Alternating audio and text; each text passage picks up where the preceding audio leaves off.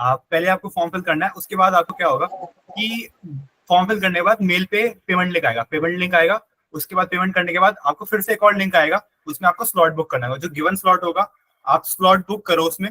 Slot book करने के बाद आप उसके साथ साथ आपको उस एडमिट कार्ड मिल जाता है अपना। सेम डे जाओ एग्जाम दो। एग्जाम में क्या होता है कि पहला 2 टाइप के एग्जाम होते हैं। एक पहला टोटल 3 घंटे का एग्जाम होता है। पहला वाला जो एग्जाम होता है वो 2 घंटे का एग्जाम होगा एंड उसमें नेगेटिव मार्किंग भी होती है, 0.33 की नेगेटिव मार्किंग है। एंड एज वेल एज वो 2 घंटे का एग्जाम होगा एंड 100 क्वेश्चन होंगे। ठीक है, उसमें सब कुछ होता है, physics, chemistry, maths and general aptitude, GK, सब कुछ होता है। एंड उसके बाद 1 घंटे वाला जो एग्जाम है उससे साइकोमेट्रिक एग्जाम बोलते हैं। That is one of the most difficult. जो पहले वाला एग्जाम है वो मॉडरेट इनफ होता है, वो बहुत आसानी से पास कर सकता है कोई भी। लेकिन साइकोमेट्रिक एग्जाम बहुत डिफिकल्ट होता है। उसमें 1 घंटे में 296 क्वेश्चन करने होते हैं। क्वेश्चन नंबर ऑफ क्वेश्चन ज्यादा है, लेकिन आपकी रीडिंग स्किल्स अच्छी होगी ना, तो उसको आप आधे घंटे में भी कर सकते हो। बस साइकोमेट्रिक एग्जाम का एक ही पॉइंट होता है कि आप अपने आप को कॉन्ट्रडिक्ट मत करो। ठीक है, उसके बाद जब आप एग्जाम देके आते हो अप्रोक्सीमेटली 10 वर्किंग डेज के अंदर अंदर आपको रिजल्ट आ जाता है कि आपने एग्जाम क्लियर करा है कि नहीं करा। ठीक है, रिजल्ट क्लियर करने के बाद एक डॉक्यूमेंटेशन फेज होता है, आपको कुछ डॉक्यूमेंट सबमिट करने होते हैं। वो आपको मेल आती है, आप डॉक्यूमेंट जब सबमिट कर लेते हो तो आपको इंटरव्यू की डेट आती है। You have to go to interview. 2 जगह इंटरव्यू होता है, एक दिल्ली होता है, एक मुंबई होता है।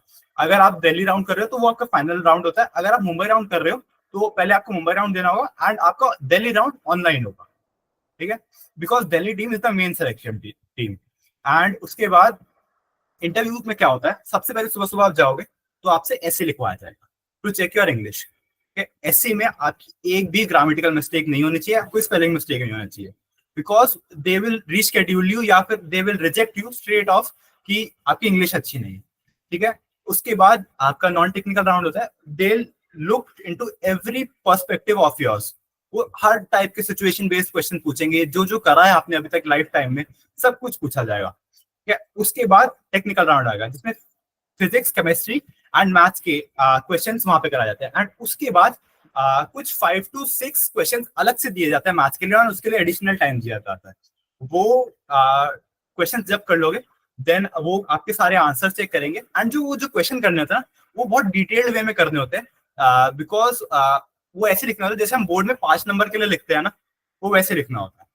उसके बाद आपका जब मैथ्स हो गया ना, अगर सारे क्वेश्चन बन गए, एक भी गलत नहीं है उसमें, तो आप मान के चलो आपका 90-95% सिलेक्शन हो चुका है उस टाइम पे।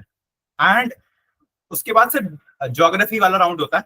वो होता है उसमें आपके सारे शिप्स, मतलब ships, sorry my bad, countries, canals and sea routes के बारे में पूछा जाता है। एंड ये भी होता है फ्लैग्स दिखाते हैं एंड आपको फ्लैग्स आइडेंटिफाई करने होते हैं।